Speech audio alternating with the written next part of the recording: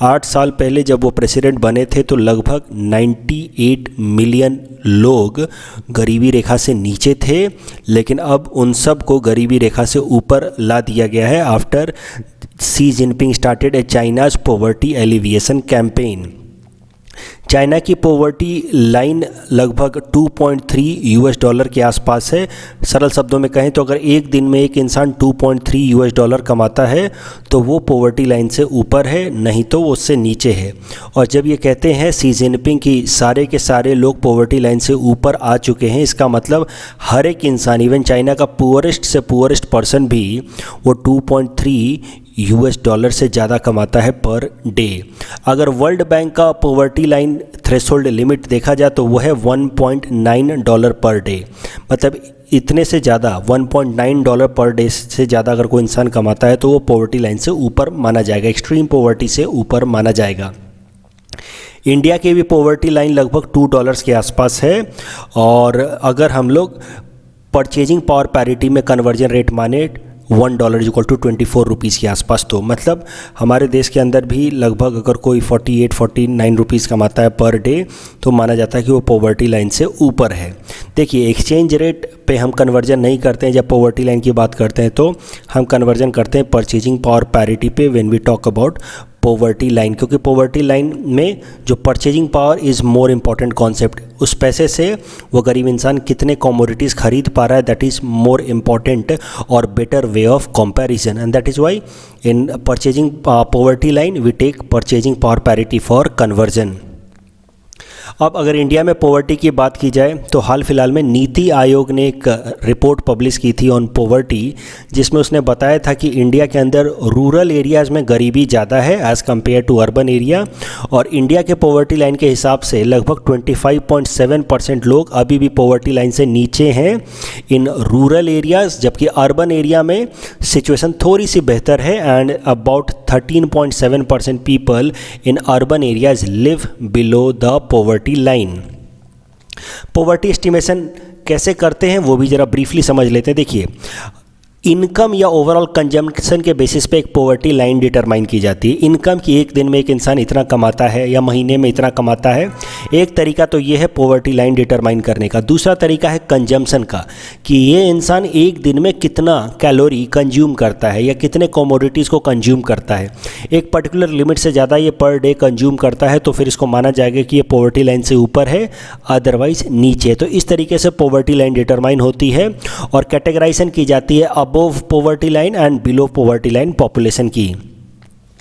Poverty line calculation अब हमारे देश में कौन करता है वो भी ज़रा समझते हैं। तो नीति आयोग की एक स्पेशल टास्क फोर्स है जो पॉवर्टी लाइन कैलकुलेट करती है हमारे देश में, और ये जो नीति आयोग की स्पेशल टास्क फोर्स है, it calculates poverty line on the basis of datas captured by national sample survey office. This office works under ministry of statistics and programme implementation. और इससे पहले नीति आयोग तो आपको पता 2017 में आया है and it has replaced planning commission. इसके पहले planning commission generally poverty line determine किया करता था, और हाल फिलहाल में प्लानिंग कमीशन की 2 इम्पॉर्टेंट जो कमिटीज़ थीं जिनकी पॉवर्टी लाइन काफ़ी इंपॉर्टेंट हैं, उनके बारे में भी आपको ब्रीफली समझना चाहिए। देखिए, वैसे तो काफ़ी पुरानी हो गई हैं बट फिर भी आज के टाइम में भी रिलेवेंट है, क्योंकि उसके बाद से ऐसी कोई डायरेक्ट कमेटी बनाई नहीं गई है पॉवर्टी लाइन को कैलकुलेट करने के लिए।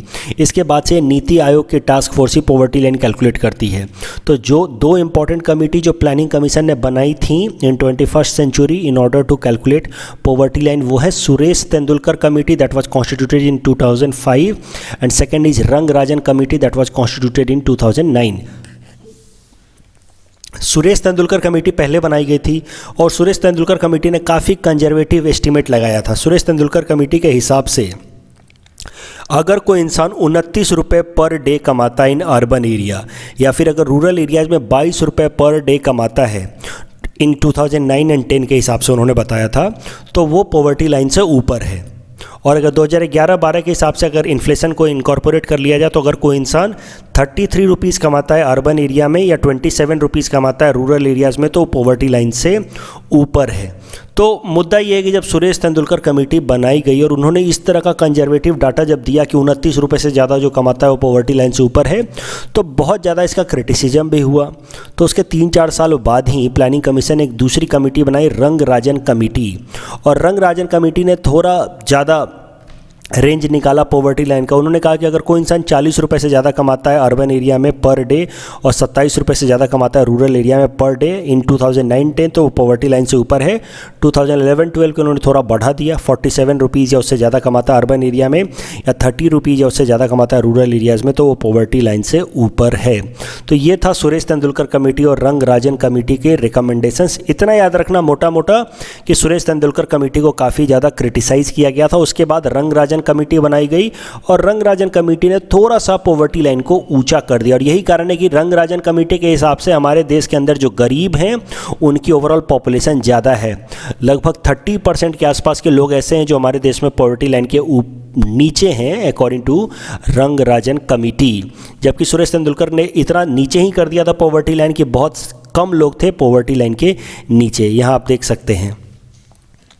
अभी पॉवर्टी लाइन की कैलकुलेशन करते ही क्यों है वो भी ब्रीफली समझ लेते हैं। देखिए, कोई भी गवर्नमेंट की स्कीम वो कितनी हेल्पफुल रही है, कितनी प्रोडक्टिव रही है, वो तो तभी पता चलती है जब लोग पॉवर्टी लाइन से ऊपर आए। तो इस कारण से time to time poverty line हम लोग रीडिफाइन करते हैं और देखते हैं कि कितनी पॉपुलेशन अभी भी पॉवर्टी लाइन से ऊपर है या नीचे है, and that helps us in evaluating performance of a government, specially the welfare approach of the government. कुछ इंपॉर्टेंट टर्म्स है पॉवर्टी से रिलेटेड, यहाँ पे मैंने दे रखे हैं, आप इनको देख सकते हैं। देखिए, कुछ पॉवर्टी पे अगर कभी सवाल आ जाए तो आप ये वर्ल्ड बैंक का अगर डेफिनेशन लिख देंगे तो it will help you in fetching better marks. World bank के हिसाब से poverty is a pronounced deprivation in wellbeing and comprises many dimension. इस बात का ध्यान रखना, पूरा एज इट इज याद करने की जरूरत नहीं है, लेकिन वर्ल्ड बैंक के हिसाब से पॉवर्टी जो है वो मल्टी डायमेंशनल होता है। It is not just about low income but it is also about not capability और incapability of meeting basic needs of the life, and that is how the survival with dignity is also challenged. इस तरह की कुछ basic terms जो highlight मैंने कर दिए कि पॉवर्टी मल्टी डायमेंशनल है और इंसान बेसिक कंजम्पशन भी इंश्योर नहीं करा पाता, जिसके कारण उसकी डिग्निटी भी चैलेंज होती है। इसको हम कहते हैं poverty according to the definition by world bank. Poverty line तो मैं आपको बता ही चुका हूँ, approach to measurement of poverty which specifies minimum expenditure और income required to purchase a basket of goods necessary to satisfy basic human needs. Poverty line basket में वो सारे गुड्स आते हैं जो that is basic minimum in order to have life above poverty और a basic dignified life, उसको हम कहते हैं poverty line basket. Poverty ratio is the proportion of the population below poverty line and is called as poverty ratio और head count ratio। तो ये सारे terms important है, हो सकता है आपसे सीधा सीधा पूछ लिया जाए या पॉवर्टी में कभी सवाल आए तो इन सारे टर्म्स का आप इस्तेमाल कर सकते हैं। ये प्रैक्टिस क्वेश्चन हमने दे रखा है इस टॉपिक के ऊपर। You can attempt this question and you can submit the answer in the comment section. The next article is taken from international segment. It is about India-Bangladesh border fencing and this topic is important from our syllabus paper 3 international relations point of view. So सबसे पहले इस article का background समझते हैं। देखिए, India ने 2019 में एक प्रोजेक्ट इम्प्लीमेंट किया था जिसका नाम था comprehensive integrated border management system, और इस comprehensive integrated border management system का पर्पस ही था कि इंडिया बांग्लादेश का जो बॉर्डर है उसको अच्छे तरीके से फेंसिंग की जाए। क्योंकि प्रॉब्लम क्या होती है कि बहुत सारे इलीगल इन्फिल्ट्रेशंस होते रहते हैं बांग्लादेश से इंडिया के अंदर, जिस कारण से इंडिया को काफ़ी सारा प्रॉब्लम से उठाना पड़ता है। आपको तो पता है कि ये पूरा का पूरा जो कैब प्रोटेस्ट है, एनआरसी अपडेट इशू है, सब के पीछे जो कोर आइडिया है वो है इलीगल इन्फिल्ट्रेशन फ्रॉम बांग्लादेश। तो अब ये फ्यूचर में ना हो, इसके लिए इंडिया ने ये प्रोजेक्ट चलाया comprehensive integrated border management system, ताकि बॉर्डर को अच्छे से सील किया जा सके। और करंट न्यूज़ काफ़ी सरल है, करंट न्यूज़ इंपॉर्टेंट है भी नहीं। India has pressed Bangladesh for early completion of the border fencing project. अभी comprehensive integrated border management system में देखिए 3 मेन कंपोनेंट हैं, सबको याद मत करो, बट इतना समझो कि ऐसा नहीं है कि ये प्लेन फेंसिंग की जा रही है इस तरीके से। इसमें काफ़ी सारा टेक्निकल इक्विपमेंट्स का भी इस्तेमाल किया जा रहा है। For example new hitech surveillance devices like sensors, cameras, ground based radar system, एक proper communication system, dedicated communication network का इस्तेमाल किया जाएगा, ऑप्टिकल फाइबर नेटवर्क का इस्तेमाल किया जाएगा, सैटेलाइट कम्युनिकेशन का इस्तेमाल किया जाएगा। कमांड एंड कंट्रोल सेंटर, एक सेंट्रलाइज्ड कमांड कंट्रोल सेंटर होगा जिससे तुरंत हेड ऑफिसर को, सीनियर कमांडर्स को इन्फॉर्मेशन पहुंच जाएगी कि ग्राउंड पे क्या चल रहा है, कोई इन्फिल्ट्रेशन तो नहीं हो रहा। तो मुद्दा ये है कि ये जो फेंसिंग है ये नॉर्मल फेंसिंग नहीं है, it is a smart fencing. और एक स्पेशल तरीके का इक्विपमेंट लगाया जा रहा है ब्रह्मपुत्र एरिया में। देखो, बाकी तो बॉर्डर फेंसिंग कर ली जाएगी अलग अलग इक्विपमेंट्स लगा करके, लेकिन ये जो ब्रह्मपुत्रा जहाँ पे बांग्लादेश में इंटर करती है धुबरी वाले एरिया से, वहाँ पे कैसा है कि बहुत सारे छोटे छोटे इस तरह के आइलैंड्स बन गए हैं वो रिवर के सैंड डिपॉजिट के कारण। उन छोटे छोटे आइलैंड्स को हम कहते हैं चार, और इन चार एरियाज़ को में होते हुए कई बार बांग्लादेशी इन्फिल्ट्रेटर्स इंडिया के अंदर घुस जाते हैं। तो इन चार एरियाज़ में किस तरीके से फेंसिंग करनी है, इसके लिए एक स्पेशल प्रोजेक्ट लाया गया है जिसका नाम है प्रोजेक्ट बोल्ड QIT। बोल्ड का फुल फॉर्म है border electronically dominated quad interception technique. इस बोल्ड QIT में क्या किया जाएगा कि ब्रह्मपुत्रा के अंदर सेंसर्स लगाए जाएंगे।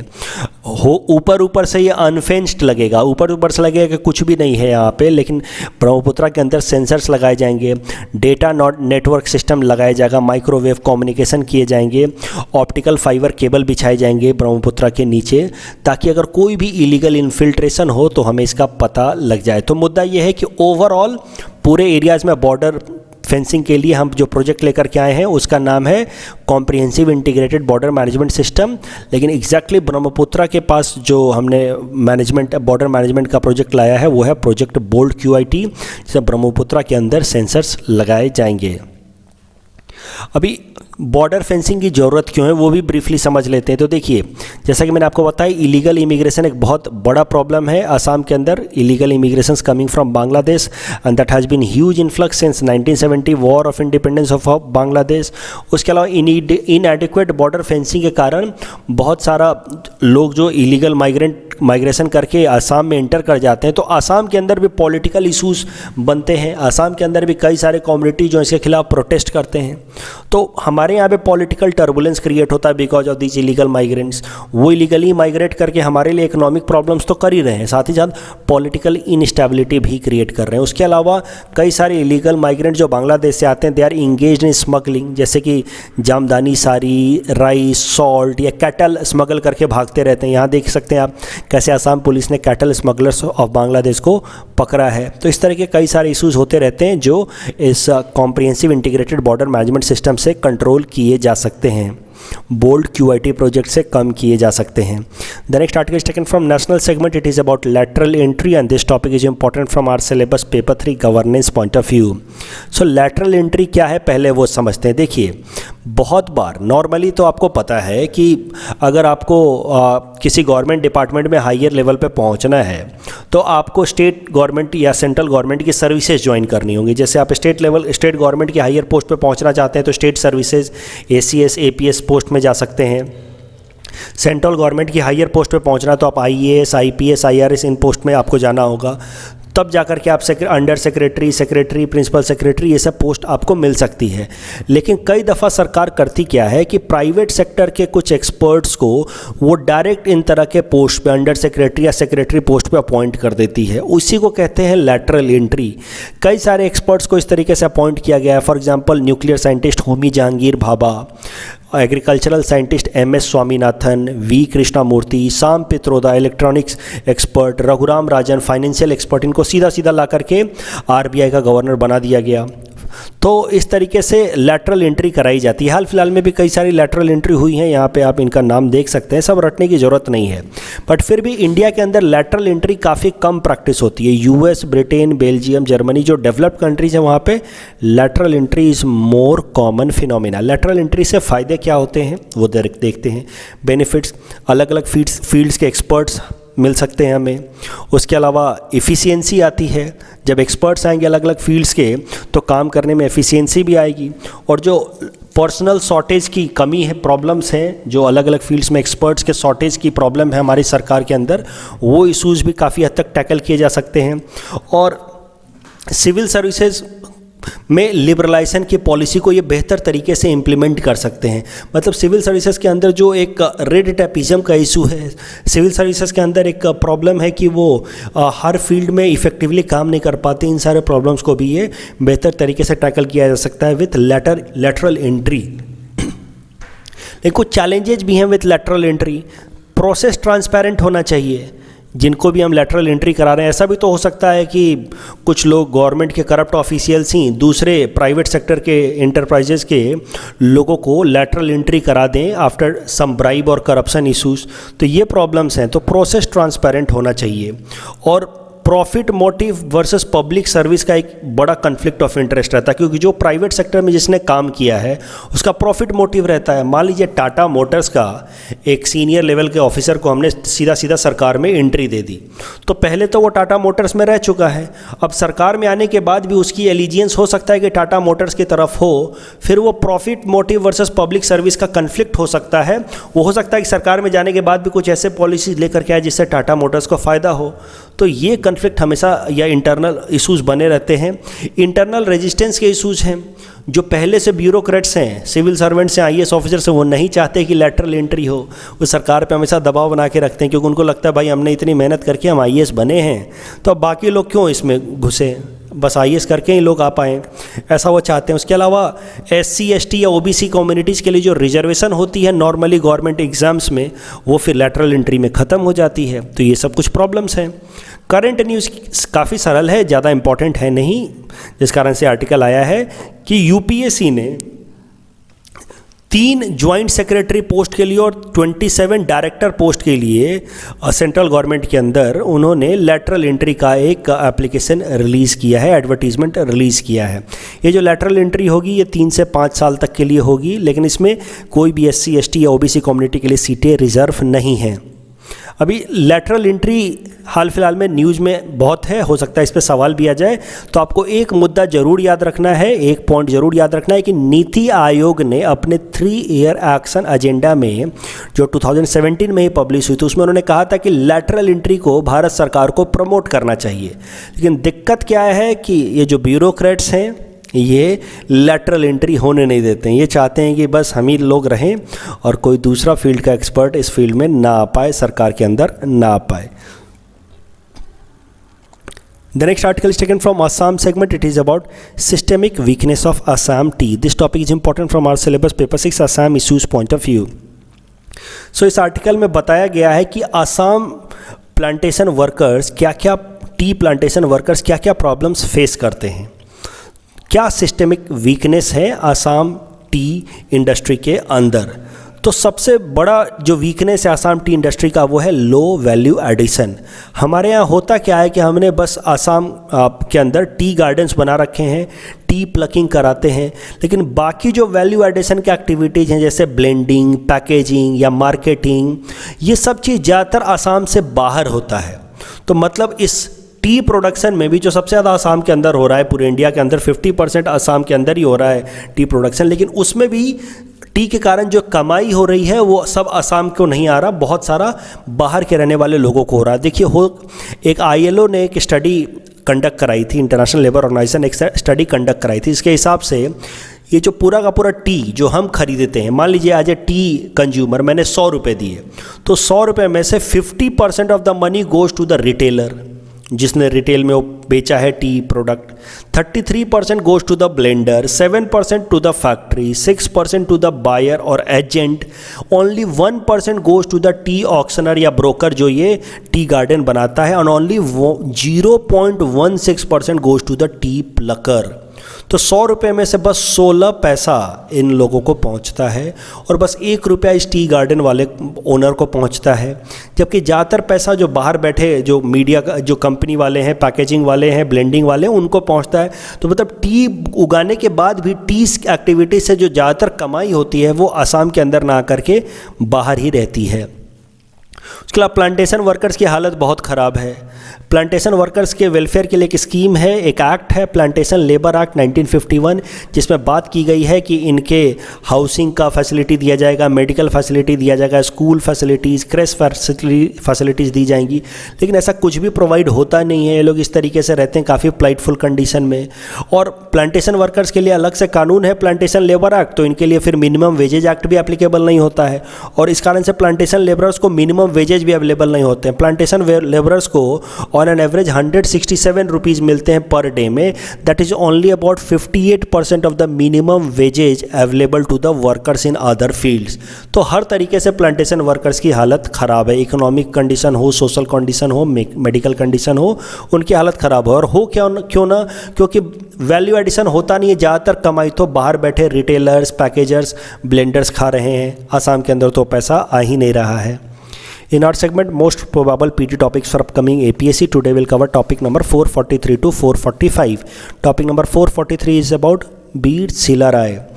Sukal Dhwaj, who lived from 1510 to 1571, is more popularly known as Beer Silarai, was the younger brother of Nar Narayan, the king of Kamata kingdom in present-day Assam in 16th century. He was Nar Narayan's commander-in-chief and got his name Silarai as a general because he executed troop movements that were as fast as a cheel. तो चील या पतंग से भी fast ये troop movement कराते थे as a commander in chief, इसलिए इनका नाम पड़ गया Chilarai. Chilarai Divas is a regional public holiday in Assam and it is just celebrated on full moon in the month of Magh, which usually falls in February in the western calendar. तो ध्यान रखें, ये full moon वाले में होता है, मनाया जाता है चिलराय दिवस। इसका कोई पर्टिकुलर डेट है नहीं कि 28 फरवरी 27 फरवरी, ऐसा कोई डेट नहीं है चिलराय दिवस मनाने का। Please attempt this question based on topic number 443। Topic number 441 is about Amazonia 1 satellite. तो इसरो ने अमेजोनिया 1 सैटेलाइट, जो ब्राज़ील का सैटेलाइट है, उसको लॉन्च कर दिया है along with 18 co-passenger satellite through its launch vehicle PSLV C-51. It has been launched from Satish Dhawan Space Center of Sriharikota. ये जो अमेजोनिया सैटेलाइट है, इसका कॉन्ट्रैक्ट लेकर के आया था NSIL। NSIL भारत सरकार की एक कंपनी है जो इसरो के लिए कॉमर्शियल प्रोजेक्ट्स लेकर के आती है, जिससे वो पैसा कमा सके। Please attempt this question based on topic number 444. Topic number 445 is about National Science Day. It is observed on 28th February every year. It is celebrated on 28th February to commemorate the discovery of Raman effect. On this day, physicist C.V. Raman announced discovery of Raman effect, for which he was awarded Nobel Prize in 1930. The theme National Science Day of 2021 is Future of Science and Technology and Innovation, Impact on Education, Skill and Work. With a view to promote science and innovation, the government presents National Science Communication Award on this day. It was instituted in 1987. Please attempt this question based on topic number 445. This is the answer of question number 440 to 442 that we had given in yesterday's newspaper analysis. Today's question can be attempted by students and you can submit the answer in the comment section. We will be sharing answer of these questions in tomorrow's newspaper analysis. कल जो हमने practice question दिया था उसका answer देख लेते हैं. Which of the following statements are true? According to Indian Constitution, 50% seats of the local bodies must be reserved for women. It is wrong. Only 33% of the seats must be reserved for women. According to 108th Constitution Amendment Bill, 1/3 seats for women must be reserved in Lok Sabha and Rajya Sabha. Again, it is wrong because it is reserved in Lok Sabha and states legislative assemblies but not in Rajya Sabha. So the correct answer will be option D, none of the above. Second question was about Karkal, the wild cat. It is found only in South Asia. The statement is wrong. It is found in Africa, Central Asia as well, apart from South Asia. The long and black ears are the most spectacular feature of the cat that has earned its name from Turkish origin. Absolutely correct. It has been categorized as endangered species in IUCN Red Data Book. This is wrong. It has been categorized as critically endangered in Integrated Wildlife Development Habitat Program of Government of India, not IUCN Red Data Book. So first and third statement are wrong, but this question asks which of the following statements are not true. So the correct answer will be option A, 1 and 3 only. That's all from our side for today. Thanks for watching.